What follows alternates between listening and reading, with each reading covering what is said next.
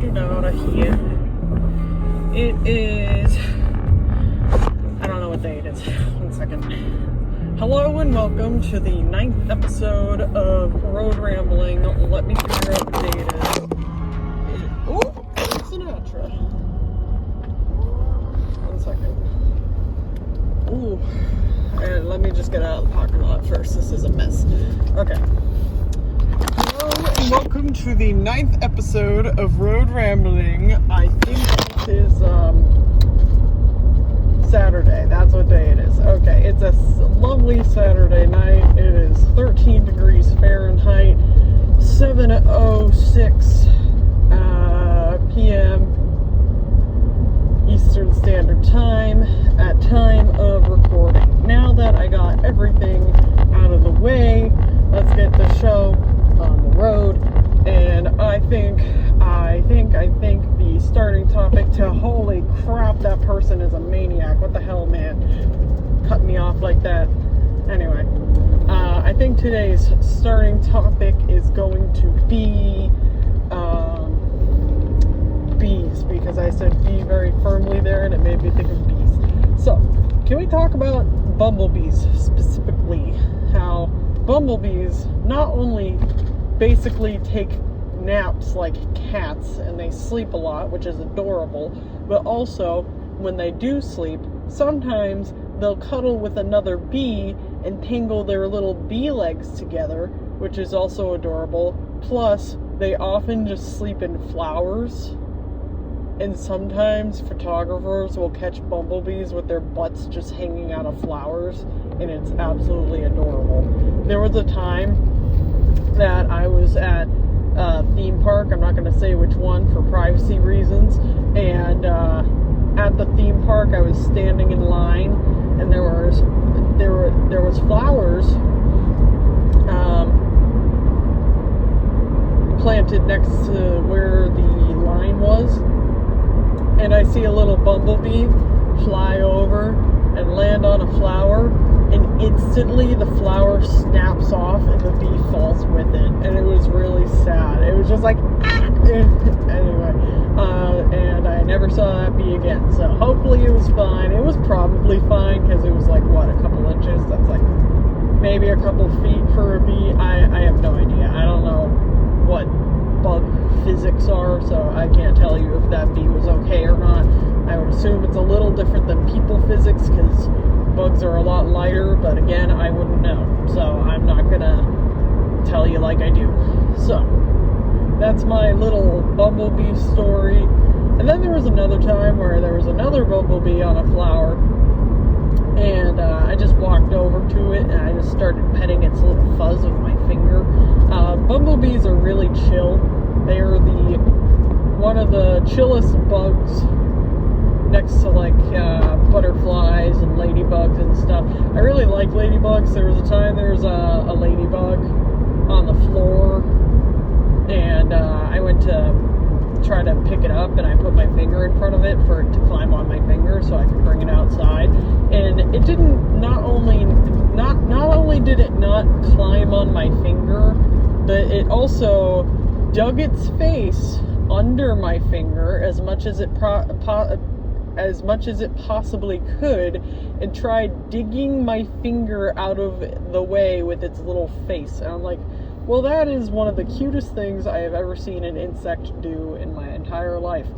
And then I also like inchworms. Inchworms are cool, especially like you know how like in the spring, late spring, early summer, how they're just hanging from stuff with their little silk strings, and they're just like, hello, I'm like a little glass bottle hanging from a tree, except I'm a bug.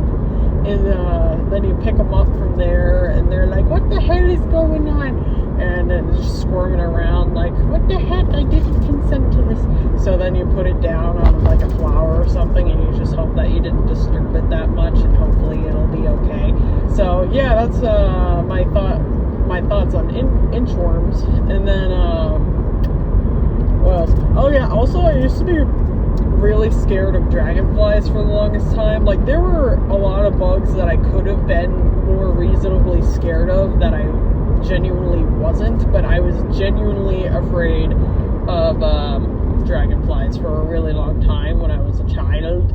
And so it took me a long time. It's because like I could see like they were bigger bugs, so I could like see their mouths and stuff, and it freaked me out. I was like, I should not be able to see this thing's mouth. So I always was afraid that they were gonna bite me, because I also heard that dragonflies bite, which sometimes they do, but they don't. Just like the same amount of time. Like sometimes dragonflies bite, but like no more than how bumblebees like will sting somebody. So I learned that when I was a little older, and so I started like picking up dragonflies and stuff, and like I actually really like dragonflies now. And also when I was little, this was when I was like even younger, before I just realized that a dragonfly was just a bug. When I was really young, me and my friends used to think that dragonflies were just fairies in disguise. Like they were just fairies or pixies wearing like a little costume, so we wouldn't know that they existed. And so that was... Childhood is wonderful, because you think little whimsical things like that are real, and like you genuinely think they're real, and that is great. And yeah, so there was that, and then also just like spooky video compilations are like actually kind of like genuinely scary when you're little, and I miss that. I miss like the little bit of fear that you can get from those videos, but I still watch them for fun. I kind of put them on as like background sound, or just like if I'm in a spooky mood and I want to watch like some spooky fun and stuff like that. So, and then oh yeah, my favorite bug as a kid was roly-polies. I really loved picking up roly-polies and stuff, and I really loved it like when they were in my hand and I just stood still for long enough to where they unrolled and they just started walking on my hand. I'm like, hee hee, you fool, I tricked you. And then so roly-polies were always cool. What else did I find in my backyard? I found lots of frogs and lots of toads, and I would always pick those up. Like there was one time I got out of school. This was like in elementary school. I think it was like fourth grade, maybe third grade. No, it was fourth grade. It was definitely like fourth grade. So like fourth grade, I got out of school.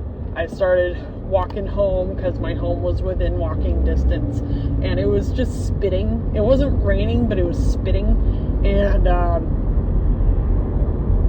all of us kids would like walk on the sidewalk, but there was like grass in between the school and the sidewalk, and so we would all just walk on the sidewalk for some reason. For some reason, none of us ever like walked on the grass, even though there wasn't a rule saying we couldn't. But anyway, we were walking on the sidewalk, all of us kids. None of us were really like interacting with each other unless we were walking home with our little friend groups. I didn't have a friend group, but that's a story for another day.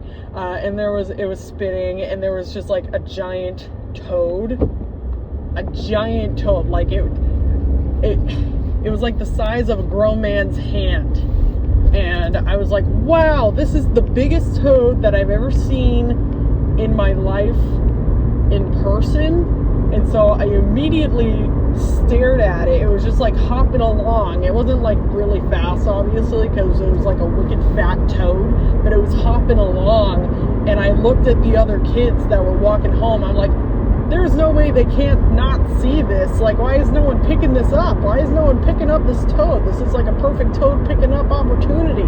So I walked over to the little toad with such excitement in my little child eyes, and I just picked it up, and I was like, oh wait, no, I did have to walk home with my brother. So I walked over to my brother, and I'm like, look at this giant toad that I just found right now. This is the coolest thing in my entire life, because I'm a child and I haven't done a lot in my life yet, so this is really cool. And it started peeing on my hand, but I didn't let go of the toad because I didn't care. I just knew that I was going to wash my hands when I got home. But yeah, so I picked up the toad, I showed it to my brother, we walked it all the way home, and we put it down in the mulch in our backyard, and we're like, make a home in our backyard so we can see you every single day, you wonderful fat toad.